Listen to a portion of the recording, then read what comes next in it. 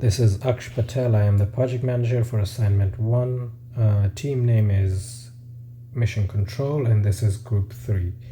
This assignment is regarding the selection of what kind of marine vessel we would need for Texas Parks and Wildlife for their research purposes. So I will start off by explaining how we went about this research in our executive summary. As you can see, we went through each parameter, which you will see further in this video, and we discussed amongst the team and select our preferred options. We then rated each parameter from a scale of 1 to 10, and also scored the importance and constraints of each parameter on a scale of 0 to 1. We did this aligning them with the project evaluation factors and weights such that it would remove any bias on any of the scoring and make it a more fair scale. And then finally we averaged and totaled our results, which matched our expected outcomes from the team discussions, which was a good thing, and you'll be seeing that at the end of this video. So to start off, we are gonna start off with the methodology of our research. And initially we actually discussed what each project evaluation factor meant and how it influenced the vessel itself. So starting off, we talked about build cost, which is obviously the initial investment, how much you're going to pay for this vessel to be built. Secondly, operational costs that are running costs such as fuel and maintenance, as well as happening costs such as rebuilding structural stuff in case of an accident and all that.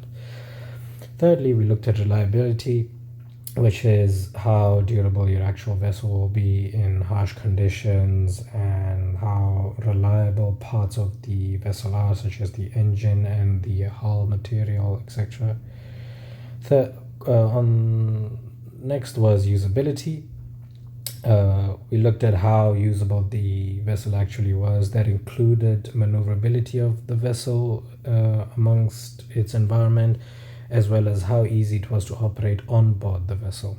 And finally, we looked at the comfortability of the vessel, which meant we looked at how comfort available it would be for the crew on board, and whether it'll be nice to be on board for long periods, because we assume research usually happens in such environments and times.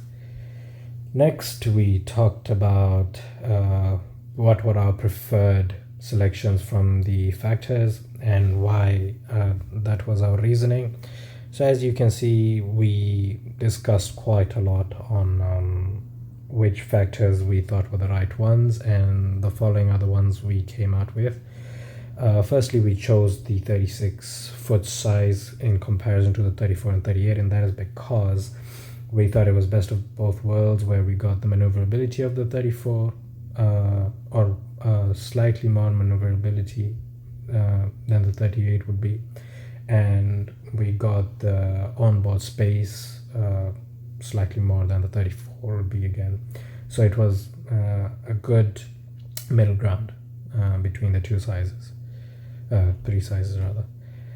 For the materials between fiberglass and aluminium, we went for aluminium because our research showed that most hulls are actually our research vessel hulls are actually made from aluminium, and this is because it's actually a lot cheaper, contrary to popular belief, because materials make it cheaper. Fiberglass is quite an expensive material to build with, even though it's more flexible, such that it can be made into complex shapes, improving aerodynamics and comfortability. It does become a lot more expensive and a lot heavier, which would actually increase the prices of our maintenance, not maintenance, but operation costs due to fuel and other stuff. So yeah, we really didn't see any positives of taking fiberglass, whereas with aluminium it was lighter, it was cheaper to maintain, it was cheaper to build, it was more durable, and even though it had its own downsides, such as being less aerodynamic, being more noisy, less stable in calm waters and all that, we still think its advantages outweighed the disadvantages. We also went with the twin engine setup as compared to the single engine setup. As it turns out from our research, installment of a twin engine setup was actually a lot easier than we had initially thought. And when it comes to costs and build costs for the twin engine setup, it's not a lot more expensive, whereas the benefits of a twin engine setup would be a lot more than a single engine setup, due to its it allowing you to run the engines at a lower RPM than single engine setups. That means your engine would be under less stress and end up being a more reliable engine at the end of the day.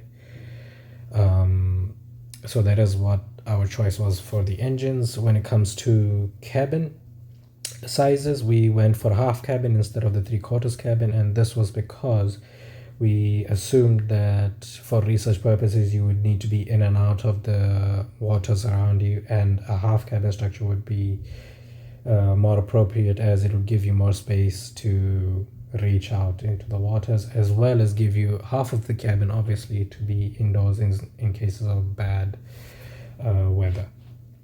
And yeah, after discussions we averaged all the scores to verify if our choices were aligning with the scoring that we had given each parameter.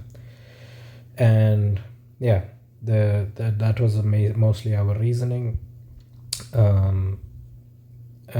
This shows how we were scoring each material, and especially for materials, which was quite an important aspect of the build. As you can see, our build costs, operational costs, fiberglass is rated much lower than aluminium. Comfortability, fiberglass is rated higher, which was the only one where fiberglass excelled, but we thought comfortability would be the least important factor when it comes to a research vessel.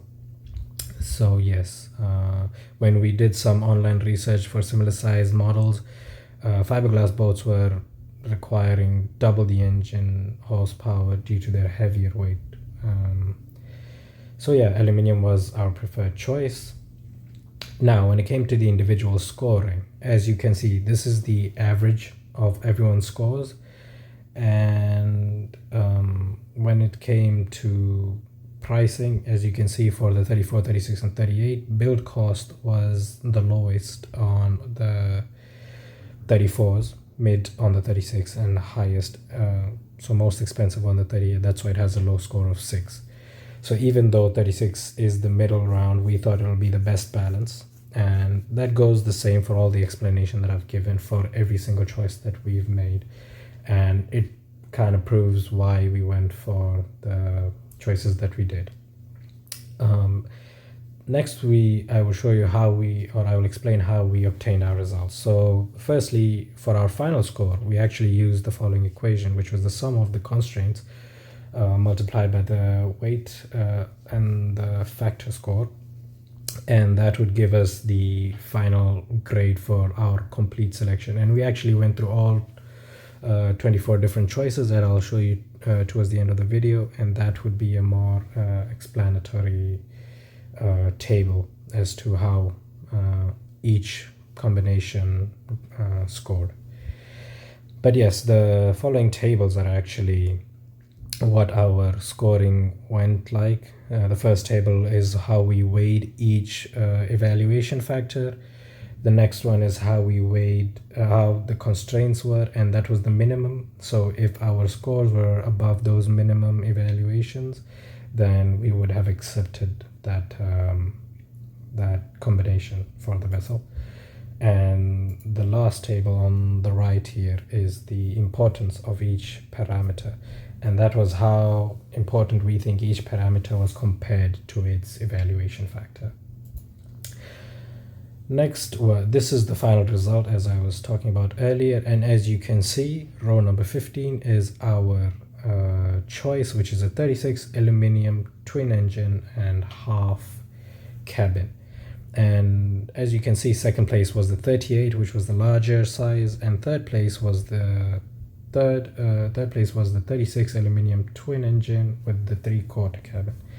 So that is how our scoring went, and that is why we think that our choice was the optimum combination. Thank you very much for listening. I hope you understood and enjoyed. Bye bye.